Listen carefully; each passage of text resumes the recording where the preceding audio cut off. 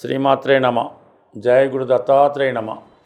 ఈ వీడియోలో మనం వృత్తి నిర్ణయించే గ్రహాలు, మరి ప్రస్తుతం శనిగ్రహ వక్రగమనం వల్ల వృత్తిపై ఎటువంటి ప్రభావం చూపుతుంది, ఏ ఏ వృత్తులు చేస్తున్న వారికి ఏ ఏ గ్రహాలు బలంగా ఉండాలి, మనం ఖచ్చితంగా ఏ వృత్తిలోకి ఎంటర్ అవ్వాలో ఏ గ్రహం తెలియజేస్తుంది.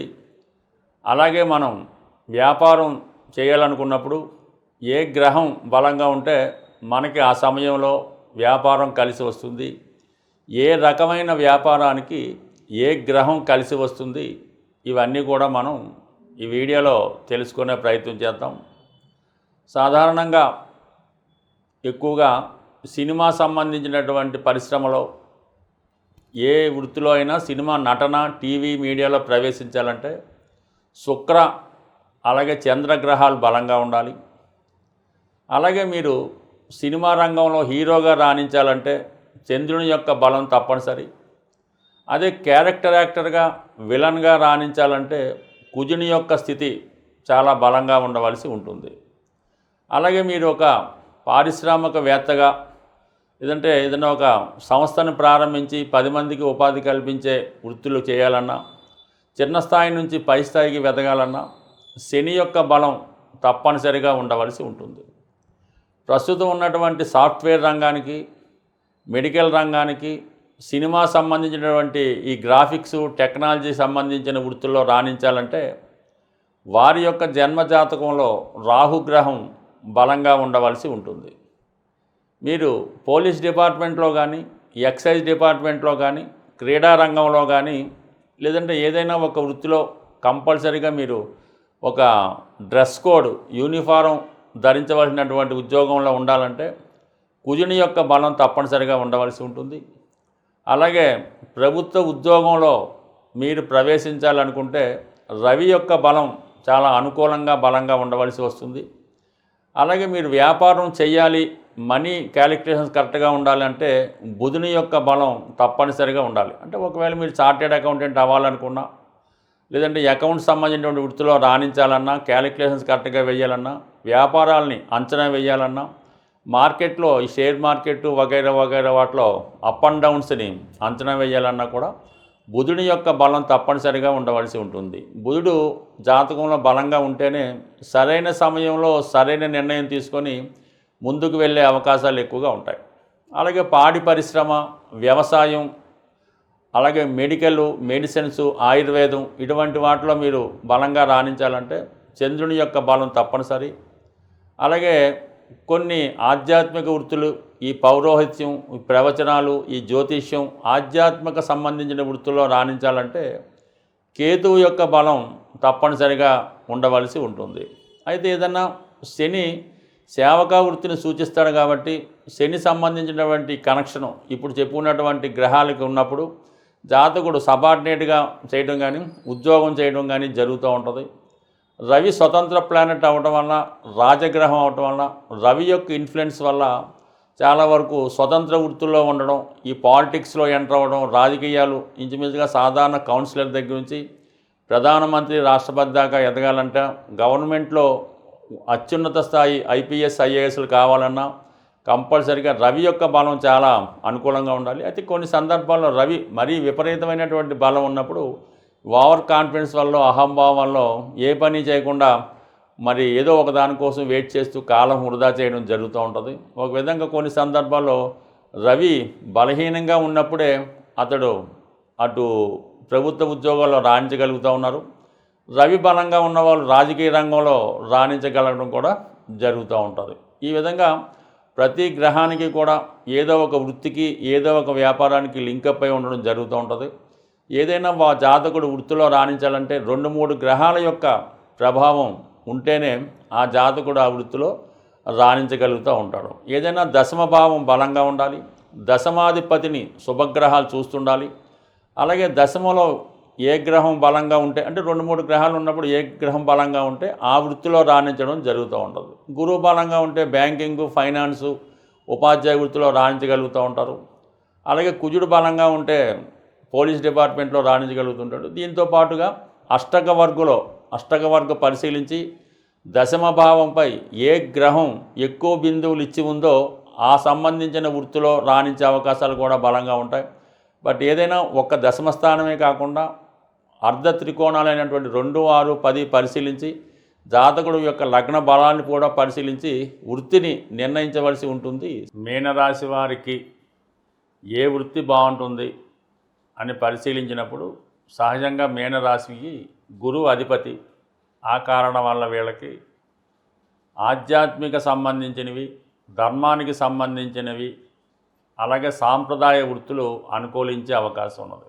అంటే సాధారణంగా ఎడ్యుకేషన్ సంబంధించింది, వైద్యానికి సంబంధించింది, ఎక్కువగా గురుకుల పాఠశాలలు, ఆశ్రమాలు, ఎండోమెంట్ సంబంధించినటువంటి దేవస్థానాలు, అటువంటి వాటిలో వీళ్ళు ఎక్కువగా ఉపాధి అవకాశాలు పొందే అవకాశం ఉన్నది.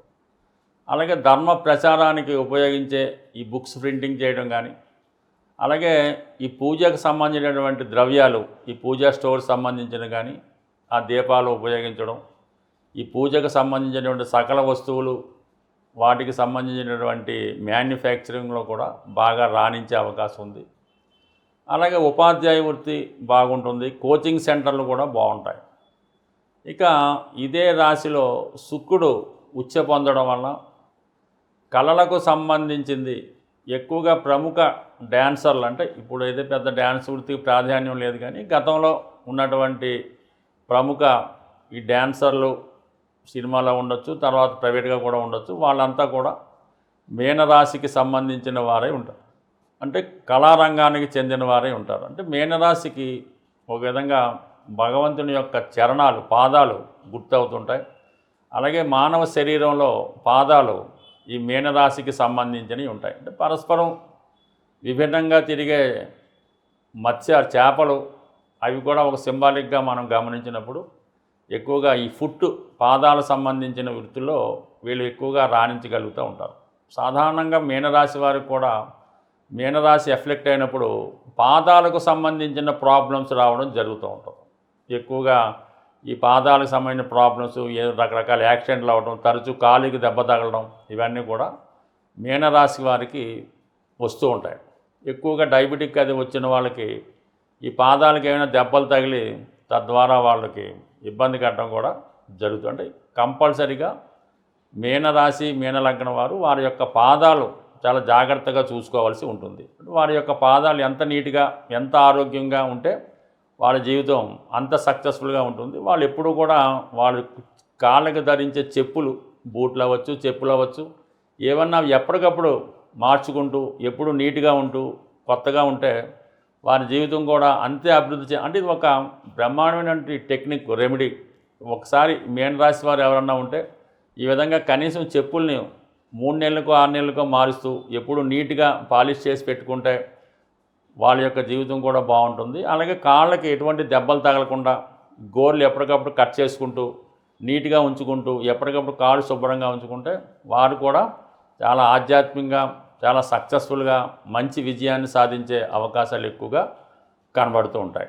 సో ఇది ఒక రెమెడీ. సాధారణంగా ఇది అన్ని రాసుల వారు కూడా పాటించవచ్చు. మీరు ధరించే చెప్పులు మామూలు చెప్పులు కాకుండా బూట్లు లాంటివి, అంటే మొత్తం ఈ కాలంతా కూడా కవర్ అయ్యేలాగా మన కాలు యొక్క వేళ్ళు కనబడకుండా ఉండేలాగా బూట్లు ధరించడం వల్ల వారి జీవన విధానం, లైఫ్ స్టైల్ కూడా మీరు ధరించినటువంటి ఒక 6 నెలలు 3 నెలల తర్వాతే మీలో చక్కని మార్పు, హోదాతనం కూడా రావడం జరుగుతూ ఉంటుంది.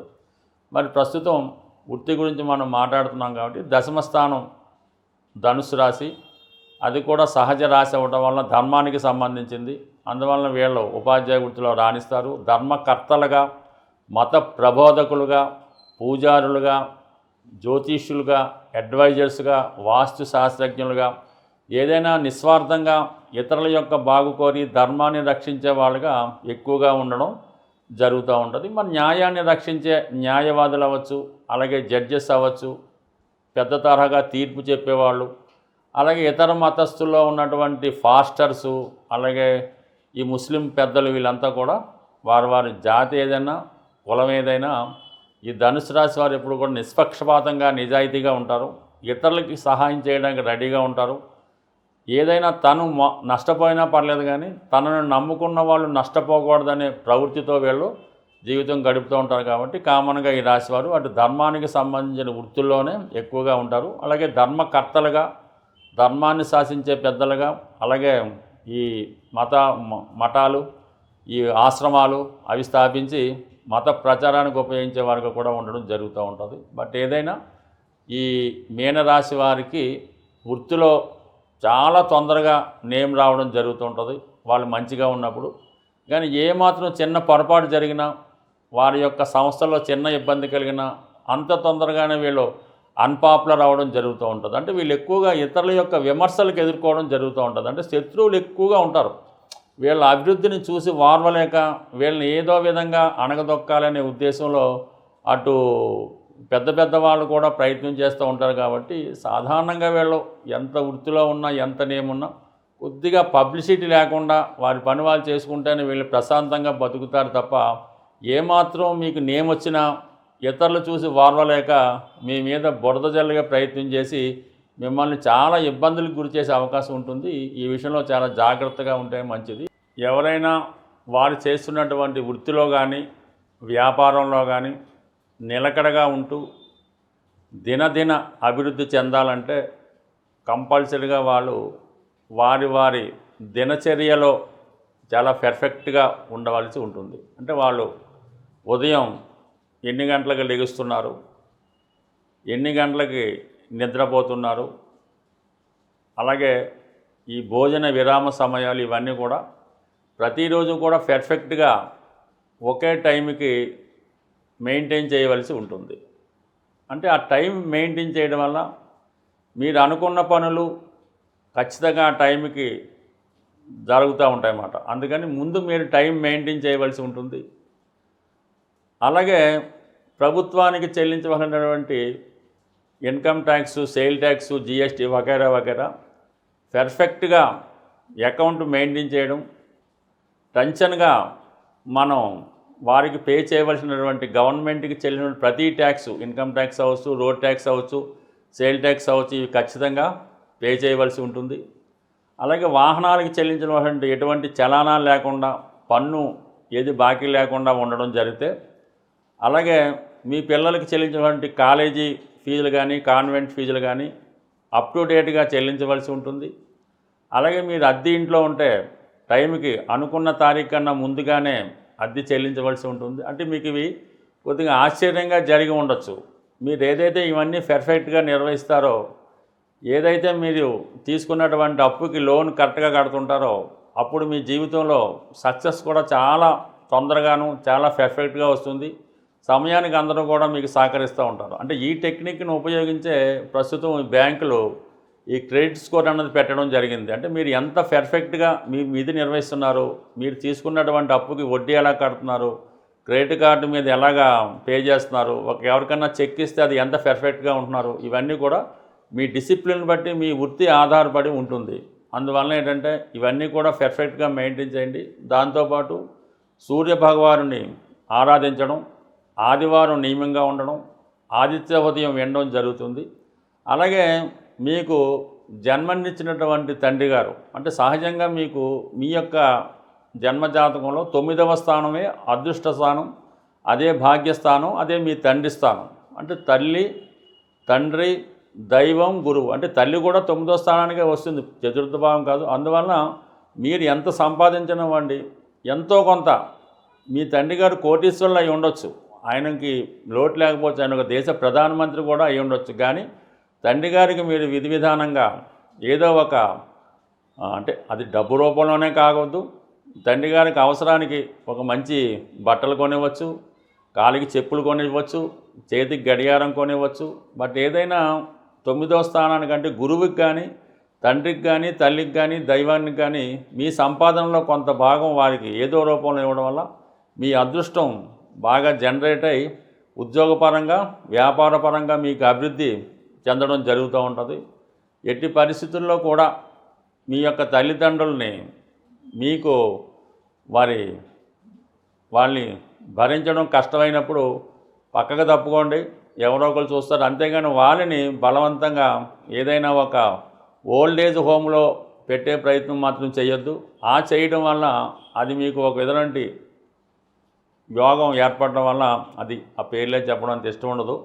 ఆ ప్రభావం వల్ల తర్వాత మీ జీవితంలో కొన్ని ఇబ్బందులకు లోనయ్యే అవకాశం ఉంది. బట్ ఏదైనా సదా మీకు అదృష్టాన్ని ఇచ్చే భాగ్యస్థానాన్ని మీరు కాపాడుకోవాలంటే ఈ పెద్దవాళ్ళని అంటే తల్లి, తండ్రి, గురువు, దైవాన్ని వాళ్ళు దుర్మార్గులు అవ్వచ్చు, హంతకులు అవ్వచ్చు, కూనీకోరులు అవ్వచ్చు, తాగుబోతులు అవ్వచ్చు, కానీ వాళ్ళని మీరు గౌరవించడం, వారి జాగ్రత్తగా మీరు కాపాడుకోవడం అన్నది మీ విధి. మీరు ఎంత బాగా చేస్తే తర్వాత మీ తరం అంత అనుకూలంగా ఉంటుంది. స్వస్తి.